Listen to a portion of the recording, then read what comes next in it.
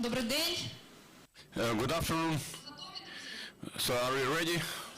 Yeah, we are ready. We are to start. I'd like to welcome here in Ukraine Media Center. And today we are working for you.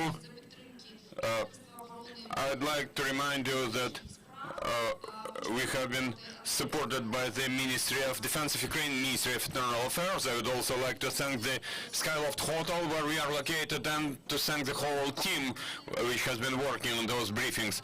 Today, right now, I'd like to introduce our next speaker.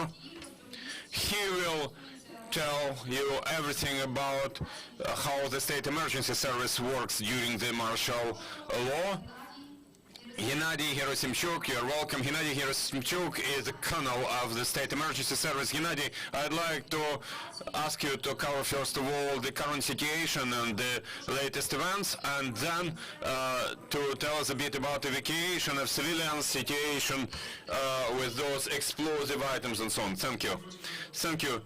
During the day, the main efforts of units of the State Emergency Service have been aimed at the following: rescue of people, eliminating fires, extinguishing fires, and elimination of other consequences of shelling in towns and villages, helping the civilians and local authorities in evacuation steps.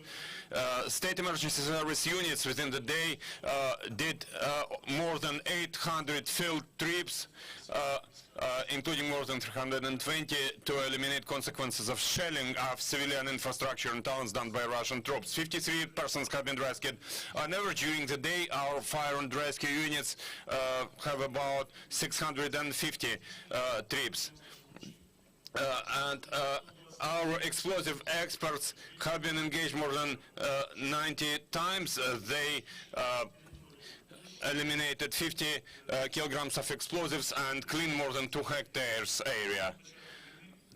On the total, since the start of this war, 2,400 explosive items have been handled, including 379 aviation bombs, and more than 18 hectares have been cleaned.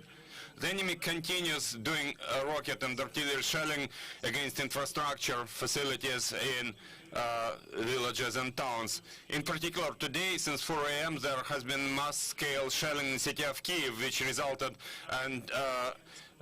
in destruction and fires in Svetoshinsky, Darnitsky, Podilsky, and Shevchenkivsky districts. Currently, a rescue operation is continuing in Chernobylska Street, where, as a result of a 16-story building being shelled, there has been significant destruction of that building, followed by fire from the first to the 16th floor.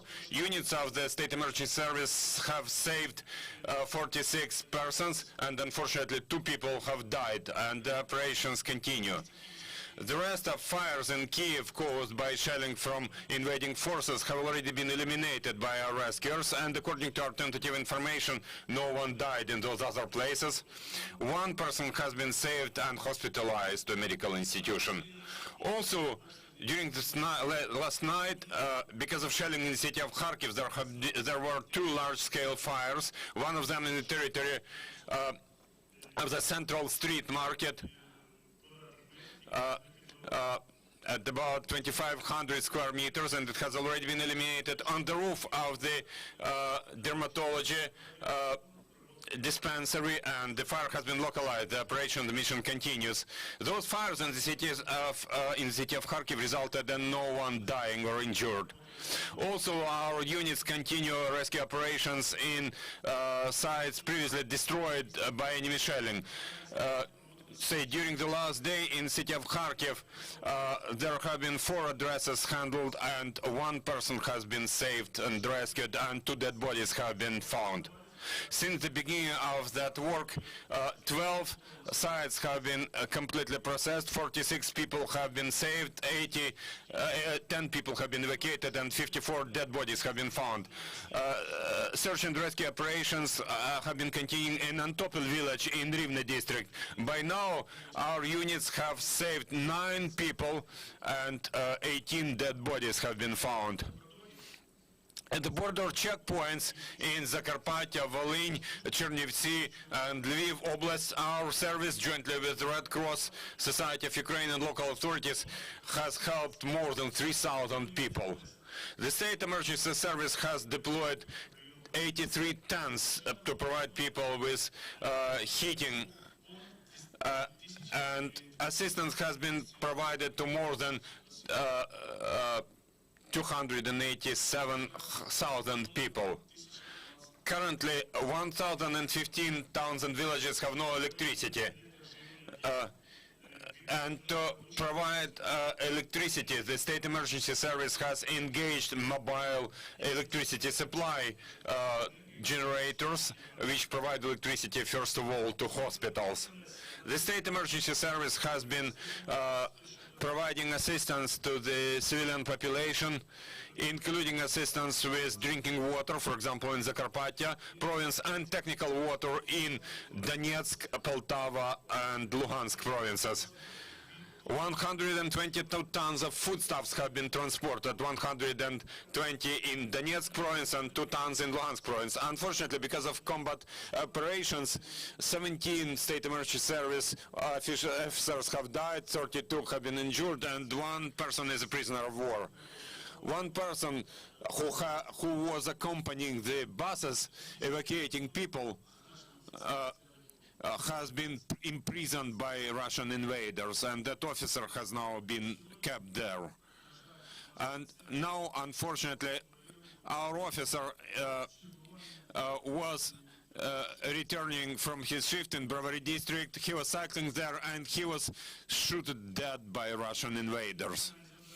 Currently, to carry out our assignments, we have 14,000 people on duty around the clock and 3,000 units of special fighting and rescue equipment. About the results of shelling by Russian troops in cities and villages. According to information we received from military civilian administrations as a result of military operations by Russian invading troops in Ukraine, 460 facilities have completely been destroyed, and 3,150 critical infrastructure sites have been partially destroyed. First of all, transport infrastructure, education, health facilities, residential buildings, utilities, social facilities, and other sites. Units of the State Emergency Service, jointly with military civilian administrations, have recovered in such social facilities 1,690, restored 1,690 windows, including windows in 5 hospitals. That's basically it. Now I'm ready to answer your questions, if any. If there are questions, there are no questions. So thank you, Gennady. Dear friends, dear journalists, I'd like to draw your attention to the fact that the Ukraine Media Center has also started operations in Lviv, in city of Lviv. So please watch our news. We will keep you informed of all activities and events planned. Thank you for being with us.